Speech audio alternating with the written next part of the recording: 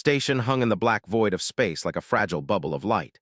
Inside, 50,000 human beings lived, worked, and dreamed of building something new on the edge of civilization. Families grew gardens in the agricultural sectors. Children played in zero-gravity recreation domes. Engineers kept the massive fusion reactors running. All of it was about to end in fire and death. Commander Gregory Hayes stood in the military command center, staring at the radar screens. The red dots appeared 3 hours ago. They came from the direction of the hegemony's space. The signals told him everything he needed to know. These were not traders. These were not explorers. These were warships. Hayes had warned the colonial government for 2 years. He had told them that Earth's military presence on the colony was too weak. 200 soldiers could not defend 50,000 people against a serious attack. The political leaders had smiled and assured him that the hegemony wanted peace. The hegemony had never attacked a human colony before. Why would they start now? Now it was too late. Governor entered the command center. She was a strong woman, chosen for her ability to manage complex situations. Right now, her face showed the reality of her failure to listen. The colony's civilian transport ships could hold maybe 20,000 people if they packed everyone in tight. 30,000 more would be left behind. How long? Asked. Hayes did not look away from the screens. 90 minutes until they reach firing range. We have maybe 3 hours total before orbital bombardment begins. His jaw tightened. Then we begin evacuation now. Get everyone to the transport docks, families first. Hayes nodded to his officers. The evacuation announcement went out across the colony. Sirens wailed. People who had felt safe in their homes for years suddenly understood that death was coming. The main transport dock became chaos. Thousands of people pushed toward the loading ramps. Parents carried children. Elderly people moved as fast as their bodies would allow. Military police tried to organize the flow, but panic is not organized. People screamed. Some cried. Some simply moved in shock, unable to process that their new home was becoming a grave. On the docks, a young mother named Mills held her 2 children. Her oldest, Tommy, was 6 years old. Her youngest, Sarah, was only 3. She pushed forward with the crowd, desperate to reach a ship. Around her, other families pushed too. There was not enough space. Everyone knew it. A transport ship filled to capacity began to rise. The loading ramps closed with people still running toward it. Watched the ship disappear into the stars with her children still in her arms. Her husband had been working in the deep mines when the warning came. She did not know if he had made it to a transport. She probably never would know. Commander Hayes and his soldiers took position at the colony's defense stations. These were heavy weapons designed to stop small raids or pirates, not full military assaults. But they would use them anyway. They would fight. They would die, but they would buy time. The hegemony fleet appeared on the visual screens. Massive ships, each one bigger than anything humanity had built. They moved with the confidence of creatures that had never lost. The lead hegemony vessel opened a communication channel.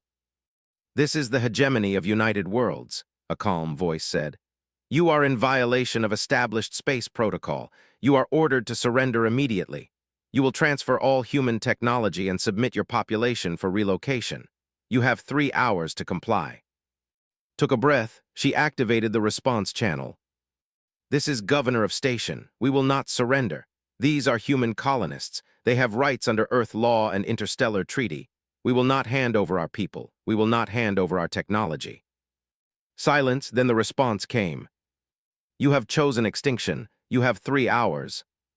The communication ended. Hayes positioned his fighters.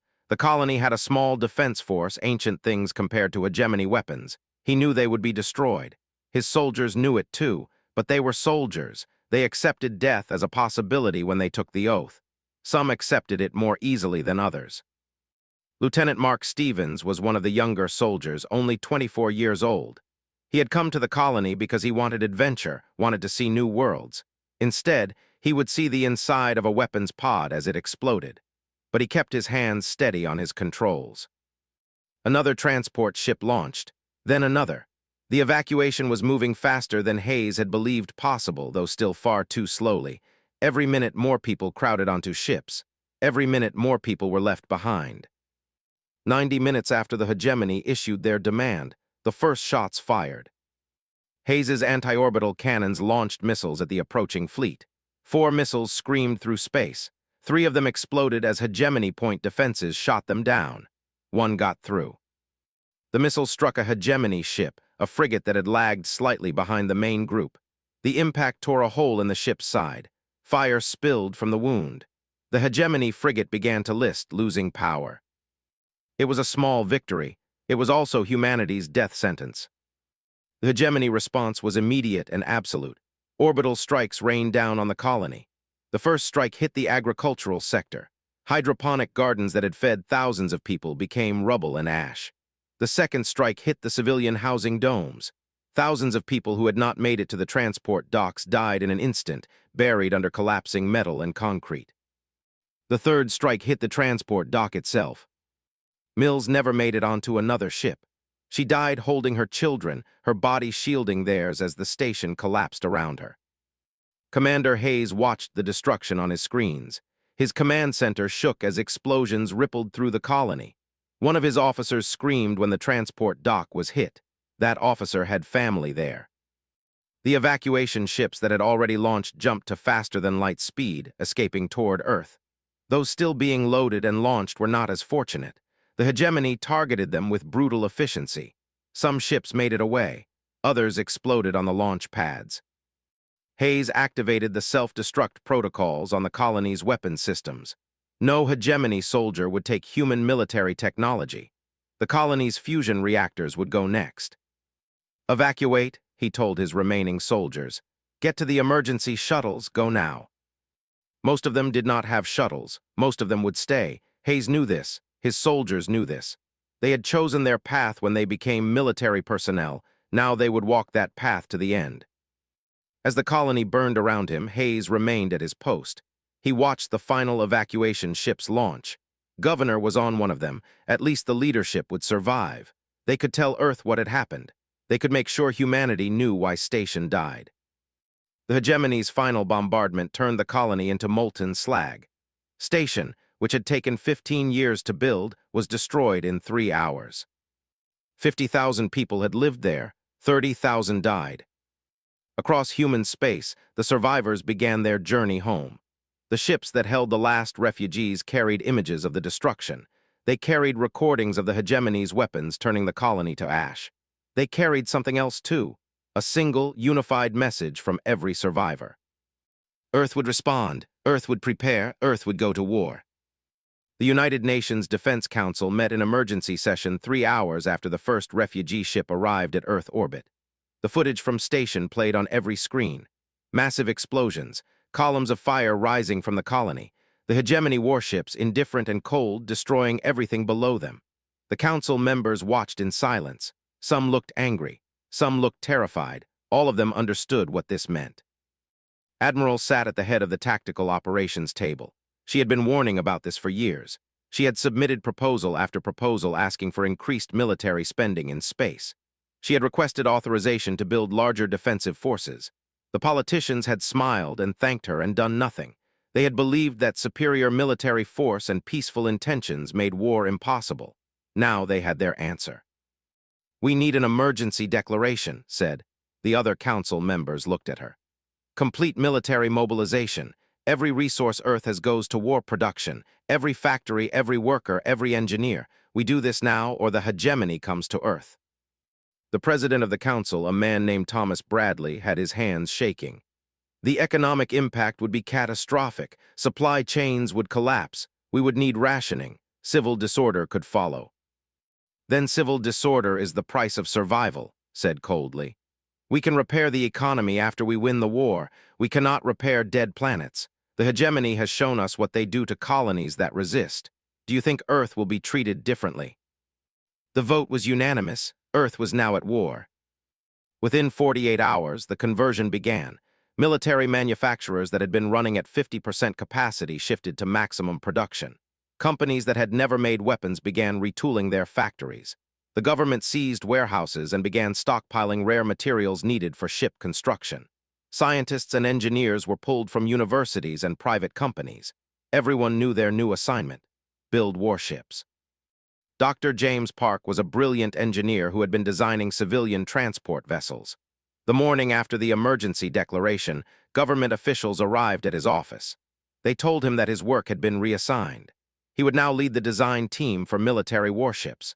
The designs needed to be simple, effective, and most importantly, capable of being mass-produced. Park worked for 3 days without sleep. He threw away complicated ideas. He ignored prestige and innovation. Instead, he focused on what worked. A modular ship design that could be built in pieces and assembled in shipyards, weapons systems that were reliable rather than cutting-edge, shields that were strong enough to absorb hits rather than elegant and efficient. When he finished, the design was not beautiful. It was not advanced. But it was a machine that could be made by factories all over the world. It could be built in space. It could be made faster than the hegemony could destroy them. Governor had arrived on Earth with the first refugee ships. She was debriefed constantly. Military intelligence officers wanted every detail about the hegemony attack. They wanted to understand the enemy, provided everything she knew. She described the size of the hegemony warships. She talked about their weapons. She explained the strategies they seemed to use. One detail was especially important. The hegemony had used overwhelming force, but they had not seemed rushed. They had not seemed to consider that they might face serious resistance. This suggested that the hegemony believed themselves to be invincible. They believed that their technology and experience would guarantee victory in any conflict.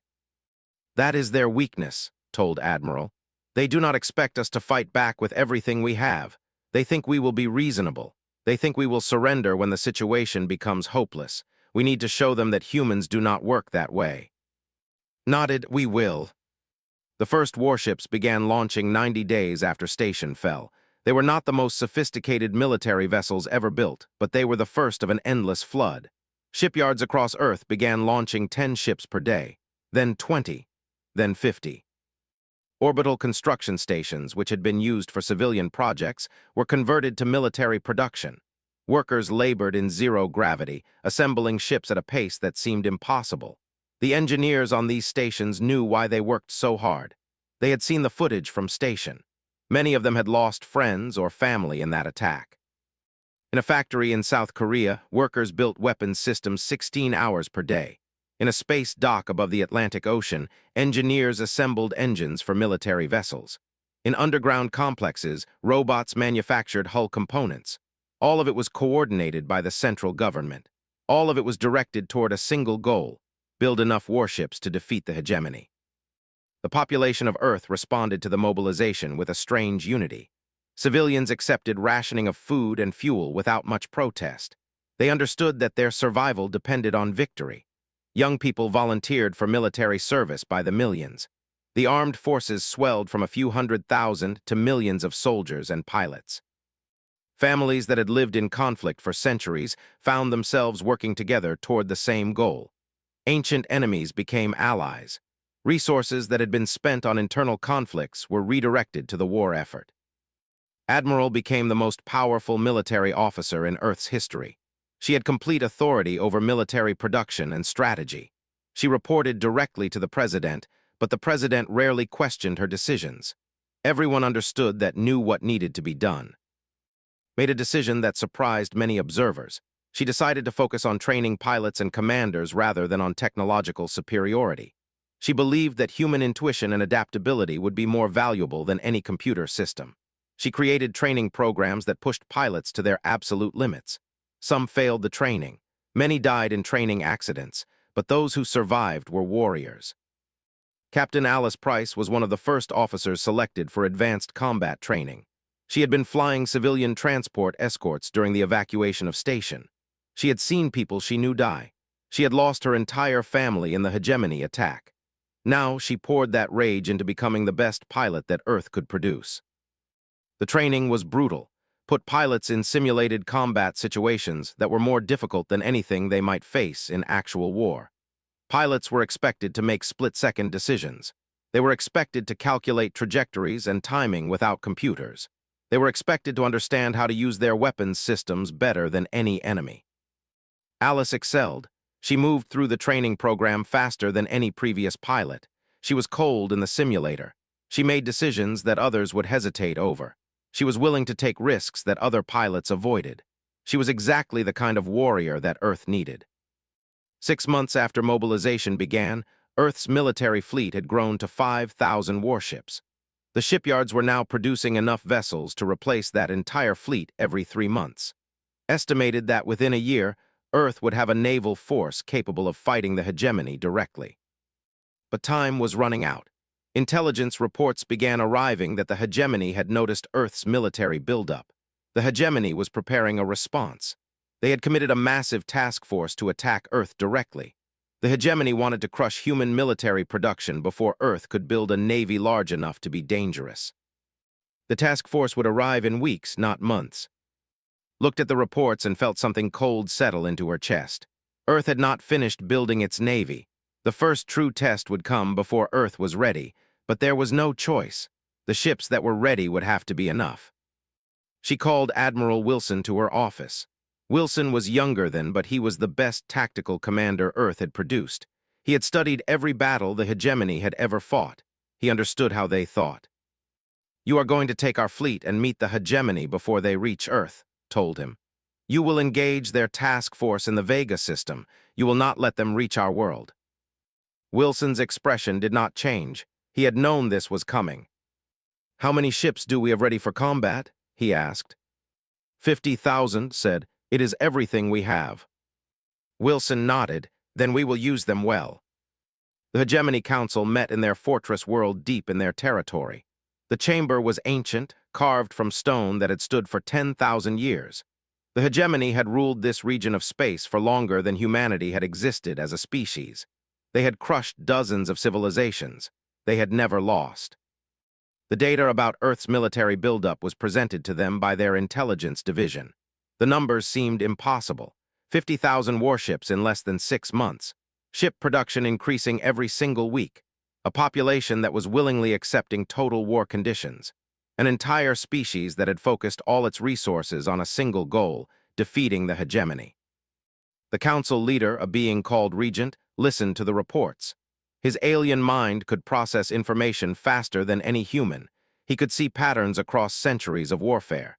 He understood that the data presented a serious problem.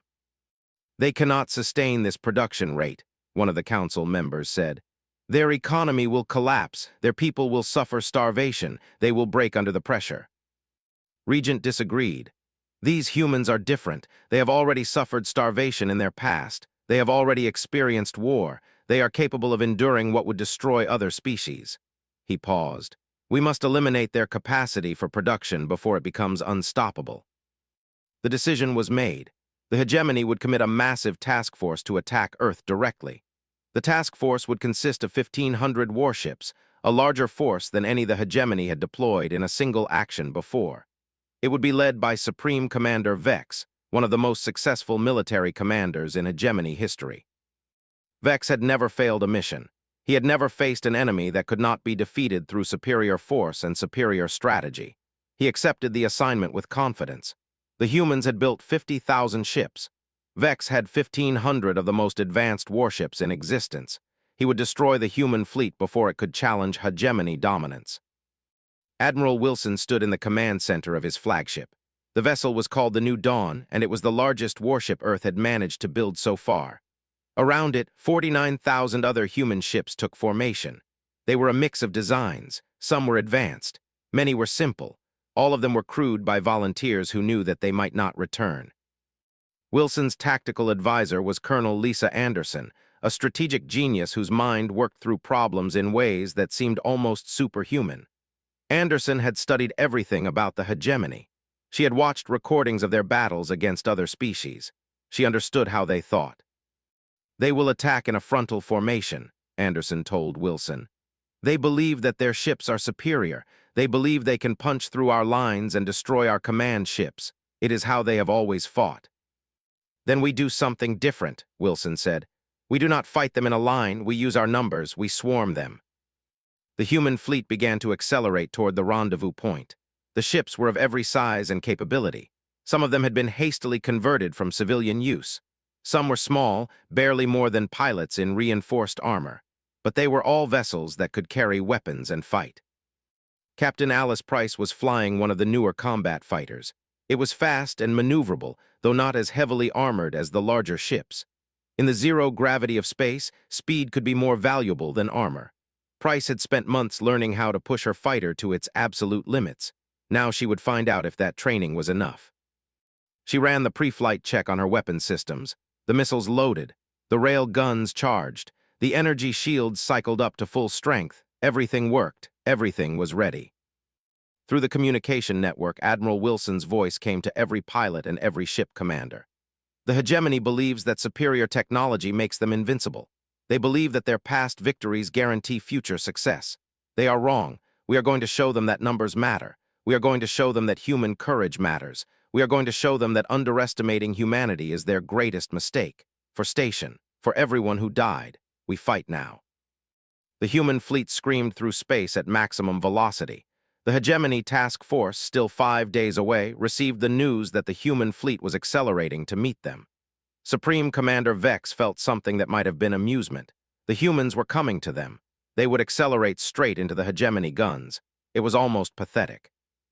The Hegemony Task Force changed course slightly, moving to intercept the human fleet. Vex ran tactical projections. 1,500 Hegemony ships against 50,000 human ships. His projections showed him crushing the human fleet in a standard engagement. The numbers seemed impossible, but Hegemony technology would make up the difference. Vex did not fully understand that he was about to face something that his projections could not account for. Desperation. Rage. The burning need to avenge fallen colonies. 50,000 pilots who knew that if they lost, their world would be destroyed. In the days before the battle, Wilson held briefings for his commanders. He explained the strategy that Anderson had developed. They would not charge the Hegemony ships. They would move in waves. Each wave would hit the Hegemony formation, attack, and then retreat. The next wave would strike while the first was pulling back. The goal was to prevent the Hegemony from focusing their fire on any single target. The goal was to make them spread their weapons across thousands of enemies, instead of concentrating on destroying the human fleet. It was a strategy that had never been tried before. It was risky. It might not work. But it was the only way that humans could beat the Hegemony's superior technology. Captain Price listened to the strategy briefing. She understood what it meant.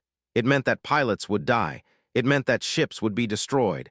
It meant that this would be the most brutal engagement Earth had ever fought. It also meant that it was necessary. The night before the battle, Alice recorded a final message to her family. But her family was dead, killed in the Hegemony attack on Station. So she recorded a message to be sent to all humans. She spoke about why she was fighting. She spoke about the people who had died. She spoke about the future that she hoped humanity would have if they won. "I might not survive this battle," she said into the recording device. "Most of us probably will not, but we fight because there is no other choice. We fight because Earth is worth fighting for. We fight because every person in every colony deserves to live without fear of the Hegemony. Today, we show them what humans are made of. Today, we show them that they should have never burned our colony." In the last hours before contact, the human fleet made final preparations. Engineers topped off fuel reserves. Medical teams prepared for casualties. Supply ships distributed ammunition. Everyone understood that this was the moment that would decide everything. Admiral Wilson sat alone in his command room, watching the Hegemony Task Force approach. The distance between the fleets decreased from millions of kilometers to hundreds of thousands. Weapons were armed. Shields were raised. All systems were at maximum readiness. Wilson had commanded military vessels for most of his career. He had trained for combat. He had studied tactics and strategy, but nothing in his experience prepared him for what was about to happen. This would be the largest space battle in human history. Thousands of ships would fight. Hundreds of thousands would die. The Hegemony Supreme Commander believed that victory was certain. The human admiral knew that victory was possible but not guaranteed. The weapons fired at a distance of 50,000 kilometers. Missiles and energy beams crossed the void between the two fleets. The first missiles reached their targets in the Hegemony formation. Most were destroyed by point defenses. Some got through. A Hegemony destroyer took a direct hit. Its shields flared bright white, absorbing the impact. The ship shuddered but held together. To the Hegemony commanders, this was expected. Human weapons could damage shields, but they lacked the power to do serious harm. The engagement would follow the pattern of all previous battles. The Hegemony would advance, overwhelm the enemy, and achieve victory. Then the human fleet attacked in the pattern that Colonel Anderson had designed. The first wave of 5,000 ships accelerated forward at maximum speed. They fired everything they had at the hegemony formation. Missiles streaked through space. Rail guns fired. Energy weapons discharged. For 3 minutes, the hegemony fleet was pelted with fire from multiple directions. The hegemony ships responded instantly. Their advanced weapon systems tracked targets at speeds that human pilots could barely comprehend. They fired back with precision and power. The human ships began to explode.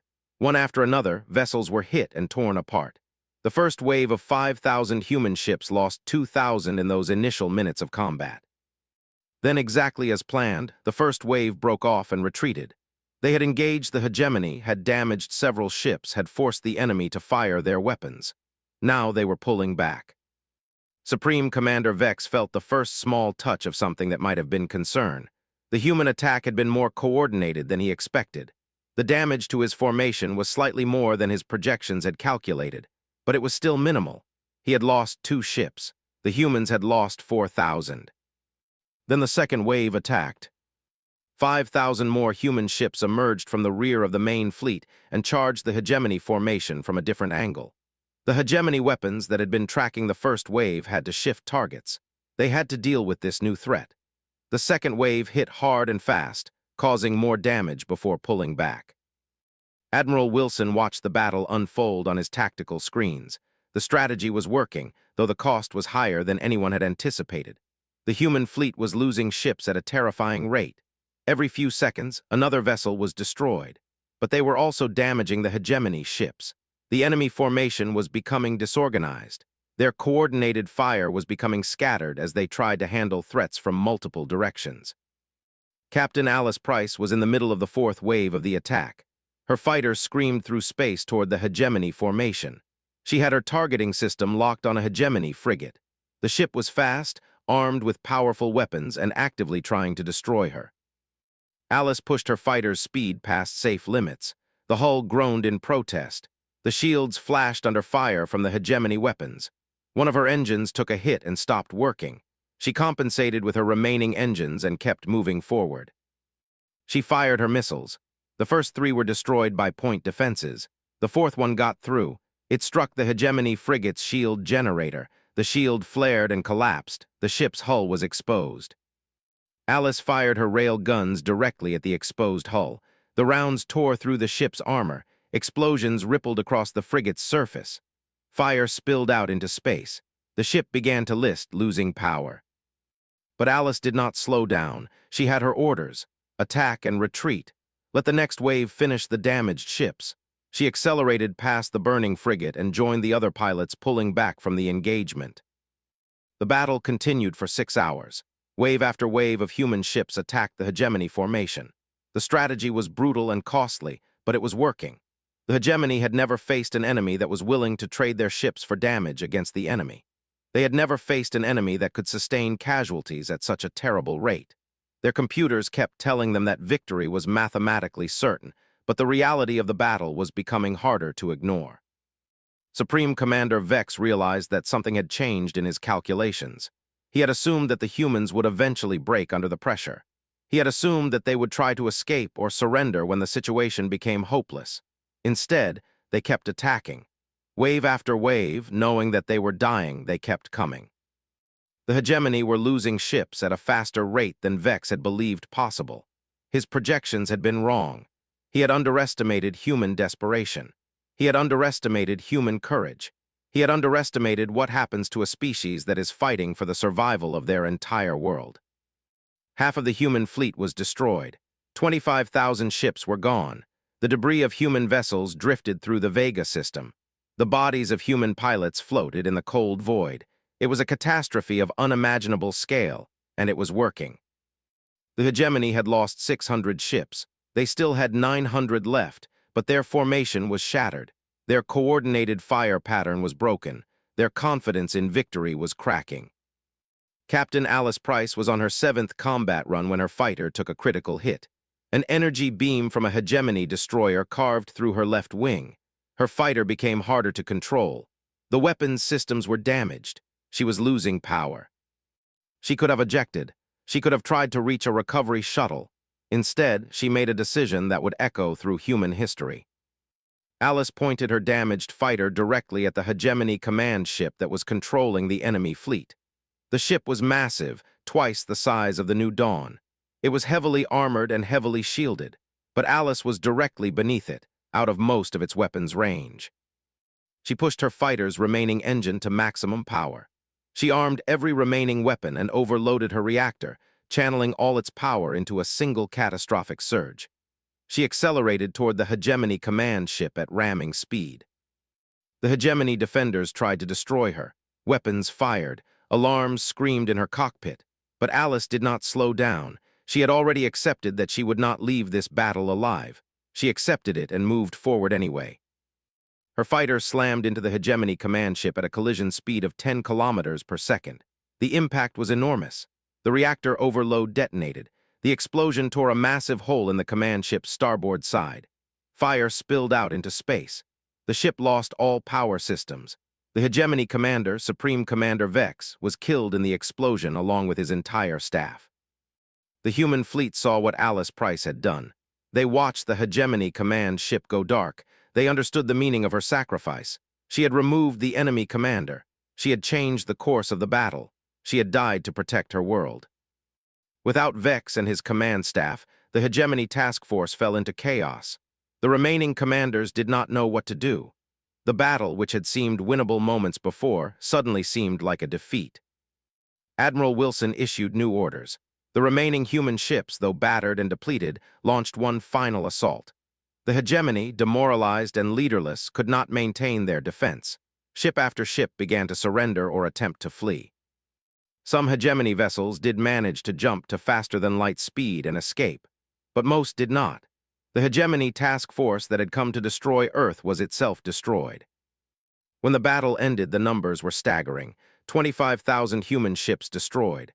500,000 human lives lost. The Hegemony had lost 800 ships, but they had lost. Humans had achieved what no other species had managed. Humans had defeated the Hegemony in direct combat.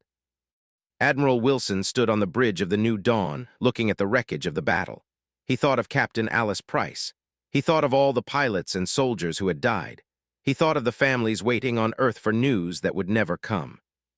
He activated a ship-wide communication.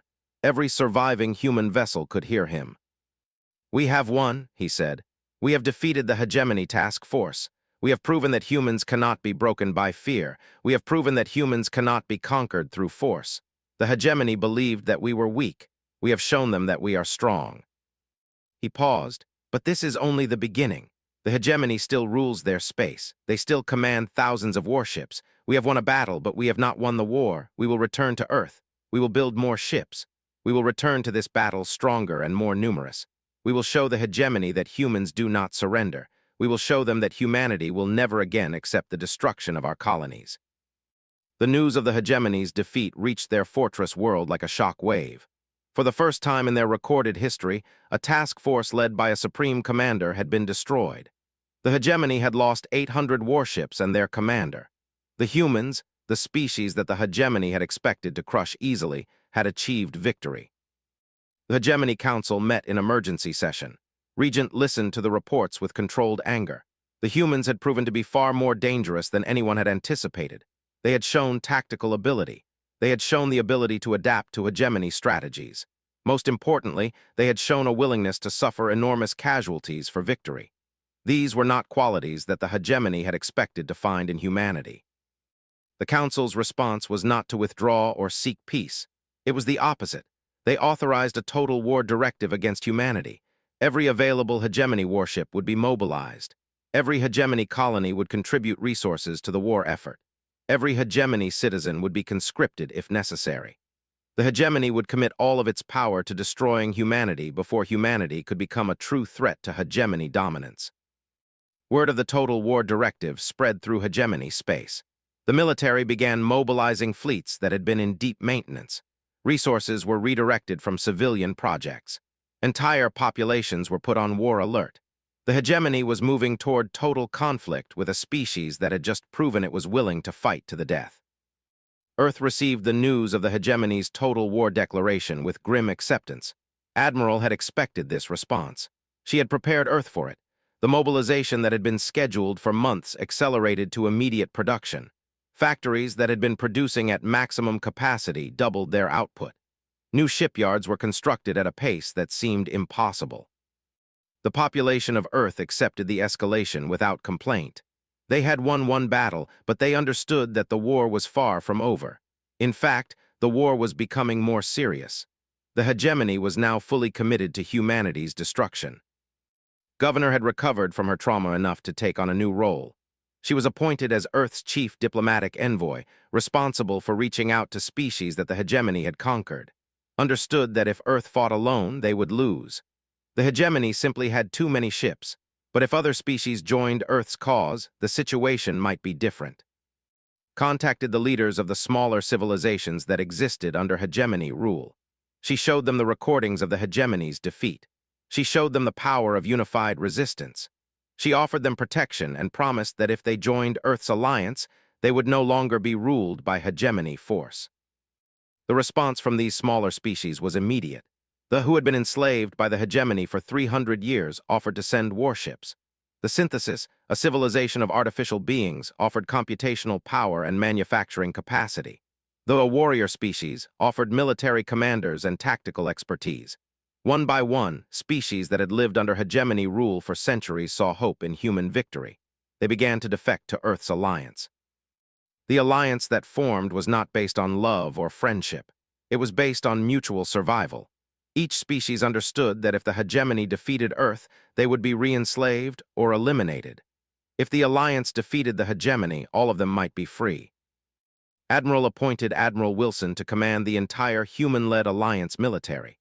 Wilson accepted the position and immediately began developing a war strategy that incorporated the strengths of multiple species. The provided heavy assault ships. The Synthesis provided coordination networks that made the entire Alliance fleet operate as one unified force. The provided warriors who had experience fighting larger enemies. 6 months after the first battle in the Vega system, Admiral Wilson stood in a command center on Earth orbit. In front of him, a holographic display showed the assembled Alliance fleet. 1 million ships stretched across multiple sections of space.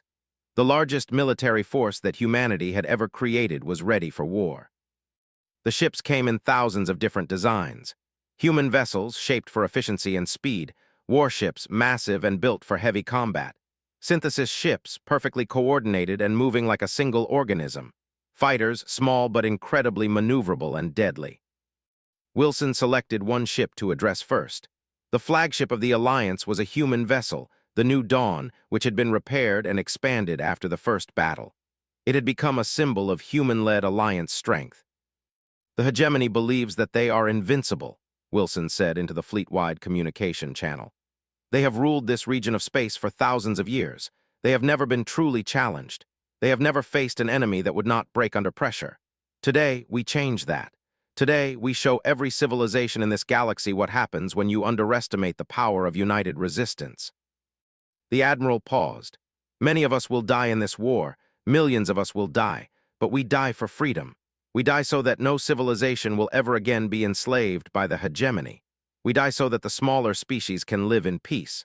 We die so that humanity and all who stand with us can build a future where strength is not used to dominate weakness. The fleet acknowledged his words. Thousands of commanders received their orders. The million-ship Alliance fleet began to accelerate toward hegemony space. They moved as one unified force, ready for the final confrontation. The hegemony watched the Alliance fleet approach with something close to concern. They had committed 2,000 warships to the defense of their territory. 2,000 against 1 million. The numbers were bad, but the hegemony still had technology that the Alliance lacked. Hegemony ships were still more advanced. Hegemony commanders still had centuries of military experience. Colonel Lisa Anderson, Wilson's tactical officer, presented the strategy for the full Alliance war. It was similar to the strategy that had worked in the first battle, but scaled up enormously. Multiple simultaneous attacks. Waves of coordinated assault. The goal was to scatter the hegemony's superior technology so that it could not be used effectively against the Alliance's superior numbers. The war began with attacks on hegemony outlying colonies. The Alliance liberated dozens of worlds that had been under hegemony rule. Each liberated world added its population to the alliance. Each conquest improved the alliance's supply lines and reinforced their belief that victory was possible. The hegemony launched counterattacks, but they were increasingly disorganized. The loss of experienced commanders had damaged their chain of command. The mobilization of so many ships at once had stretched their logistics beyond effective operation. The hegemony, which had always relied on technological superiority and psychological dominance, found themselves facing an enemy that ignored both of those advantages. Months of warfare followed. Ship battles raged at multiple locations. The alliance began to wear down the hegemony's forces. Ship by ship, colony by colony, the hegemony's territory was reduced. Governor continued her diplomatic work, bringing more species into the alliance. The hegemony's empire, which had seemed eternal, was cracking. Species that had endured hegemony rule for centuries were now rising in rebellion. Admiral Wilson watched the reports of alliance victories accumulate. The war was not won yet. The hegemony still had significant military force, but the outcome was becoming clear. The alliance had momentum. The hegemony was losing ground. In a final desperate move, the hegemony regent offered a surrender. The hegemony would withdraw from human space. They would grant independence to all liberated species. They would agree to a defensive alliance rather than a military conquest arrangement. Wilson presented the offer to the alliance leadership. The council, representing humans and the various allied species, voted to accept the surrender. The war was over. But the true victory was not measured in military terms. The victory was measured in what came after. Thousands of species, many of whom had lived under oppression for centuries, were suddenly free. They began to form their own governments. They began to build their own futures. The hegemony, no longer an empire of conquered worlds, became just another power in a region of space where many powers now competed as equals. Humanity, which had been a single colony burning in the void a year earlier, had become the leading force in an alliance that spanned hundreds of worlds. Humans were not the strongest species. They were not the most technologically advanced, but they had proven something more important. They had proven that courage, unity, and determination could overcome any enemy. Admiral Wilson stood on the observation deck of the New Dawn, watching the stars of liberated space. He thought of Captain Alice Price, whose sacrifice had turned the tide of the first battle. He thought of the 500,000 humans who had died in that battle. He thought of all the humans and allied soldiers who had given their lives to achieve this victory. A message came to him from Admiral on Earth. It was simple and direct. Humanity has grown up. We are no longer a single colony or a fragile expanding species. We are warriors. We are defenders. We are free. And we will never again accept oppression or the destruction of our people. The war was over, but humanity's role in the galaxy was just beginning. The species that had been burned in a colony's destruction had become a power that shaped the future of an entire region of space. The hegemony had made a single calculation error. They had believed that humans could be broken like all the other species they had conquered. They had not understood that to burn a human colony was to create not victims but warriors. They had not understood that when humans faced destruction, they did not surrender. They united. They fought. They won. In the darkness of space, around the worlds of 1,000 species, human warships patrolled alongside the vessels of their allies. The hegemony's 1,000-year dominance had ended in a single year of war. It had ended because humans refused to accept defeat. It had ended because one species, standing together, had proven that numbers, courage, and determination could overcome technological advantage. The galaxy would never be the same. Throughout human space, the news of the victory spread. Humanity had done the impossible. Humanity had won. In the moments before contact, as the distance closed to thousands of kilometers, every pilot and every ship commander made peace with the possibility of death. They had come to fight. Now they would find out if they were capable of winning. The Vega system, an empty stretch of space far from any inhabited world, was about to become a graveyard. He left to begin preparing his fleet, returned to watching the reports of hegemony movement through space. The enemy was coming. Earth would meet them with everything it had. If they won, humanity might survive. If they lost, there would be no second chance. The hegemony had just made a terrible mistake. They had underestimated what happens when you strike at a species that has learned to unite. They had not considered that burning a human colony would not break humanity's will to fight. Instead, it would ignite something far more dangerous. Humanity's desire for revenge.